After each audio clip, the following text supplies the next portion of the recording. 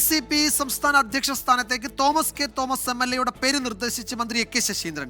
Party ദേശീയ അധ്യക്ഷൻ Sarath പവാറിന് email മുഖേനയാണ് ഈ ആവശ്യം അറിയിച്ചത്. ആവശ്യപ്പെട്ടാൽ ചുമതല ഏറ്റെടുക്കാൻ തയ്യാറാകുമെന്ന് തോമസ് കെ തോമസും അധ്യക്ഷ സ്ഥാനത്തേക്ക് ആര് വന്നാലും പിന്തുണയ്ക്കുമെന്ന് AK ശശീന്ദ്രനും പ്രതികരിച്ചു. PC ചാക്കോയുടെ രാജിവാർത്ത പുറത്തുവന്നതിന് പിന്നാലെയാണ് AK ശശീന്ദ്രൻ ശരത് പവാറിന് ഇമെയിൽ സന്ദേശം അയച്ചത്. അധ്യക്ഷ സ്ഥാനത്തേക്ക് PC ചാക്കോ താല്പര്യമുള്ള പേരുകൾ നിർദ്ദേശിക്കാനുള്ള സാധ്യത മുന്നിൽ കണ്ടാണ് തോമസ് കെ തോമസിന്റെ പേര് അധ്യക്ഷ സ്ഥാനത്തേക്ക് നിർദ്ദേശിച്ച് ഇമെയിൽ അയച്ചത്.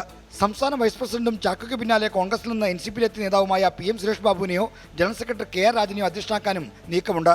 PC ചാക്കോയാണ് ഈ നീക്കത്തിന് പിന്നിൽ. അധ്യക്ഷ സ്ഥാനം ലഭിച്ചാൽ ഏറ്റെടുക്കാമെന്ന നിലപാടിലാണ് തോമസ് കെ തോമസ്.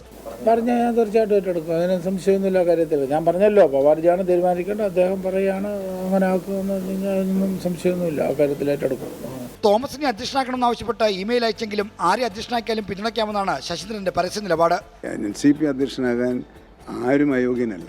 എന്നാൽ ഈ കാര്യത്തിൽ ആരെയെങ്കിലും പിന്താങ്ങുകയോ ആരെയെങ്കിലും എതിർക്കുകയോ ചെയ്യുന്നൊരു പ്രശ്നമുണ്ട്. കേരള ഘടകത്തിലെ പുതിയ സംസ്ഥാന അധ്യക്ഷൻ ആരാണെന്നതിൽ 2 ദിവസത്തിനകം NCP ദേശീയ നേതൃത്വം തീരുമാനമെടുത്തേക്കും. 24 തിരുവനന്തപുരം.